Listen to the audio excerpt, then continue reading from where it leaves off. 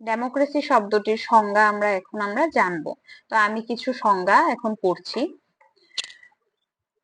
Abraham Lincoln যে সংজ্ঞা দিয়েছেন, আব্রাহাম লিঙ্কন বলেছেন গণতন্ত্র হলো জনগণের দ্বারা, জনগণের জন্য, জনগণের শাসন।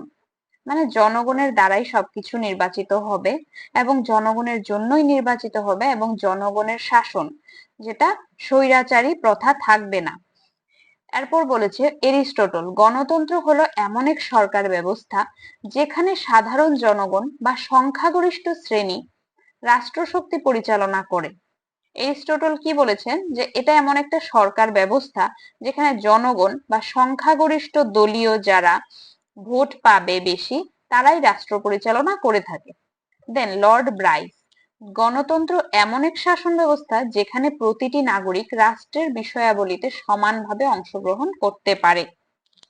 গণতন্ত্র এমন একটি শাসন ব্যবস্থা যেখানে প্রত্যেকটা নাগরিক রাষ্ট্রের বিভিন্ন কাজকর্মে অংশগ্রহণ করতে পারবে এবং স্বাধীনভাবে। জেস মিল, গণতন্ত্র হলো এমন এক শাসন প্রণালী যেখানে প্রতিটি ব্যক্তির রাজনৈতিক ও সামাজিক অধিকার সমানভাবে স্বীকৃত হবে। গণতান্ত্রিক যে ব্যাপারটা সেটা হলো এমন একটা শাসন প্রণালী যেখানে প্রতিটি ব্যক্তির রাজনৈতিক, সামাজিক, সাংস্কৃতিক এবং স্বাধীনতা সমস্ত কিছু সমানভাবে স্বীকৃত হবে। তাহলে আমরা আজকে সংজ্ঞাগুলো কমপ্লিট করেছি।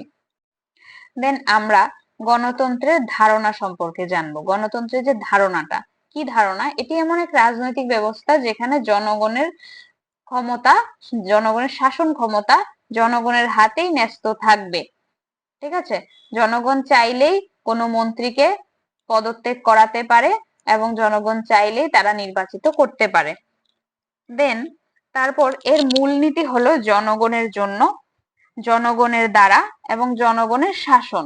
জনগণের জন্যই হবে এবং তাদের দ্বারাই নির্বাচিত হবে এবং তাদের জন্যই শাসন ব্যবস্থা, তাদের হাতেই সব শাসন ব্যবস্থা ন্যস্ত থাকে। অর্থাৎ নাগরিকরা সরাসরি বা নির্বাচিত প্রতিনিধির মাধ্যমে দেশের শাসন পরিচালনা করতে পারে। এবার আসি আমরা গণতন্ত্রের কিছু বৈশিষ্ট্য, যেগুলো এর মানে হলো 6টি মৌলিক অধিকার এবং 11টি মৌলিক কর্তব্য যেগুলো আছে, এগুলো সবকিছুই বিধিবদ্ধ থাকবে গণতন্ত্রে।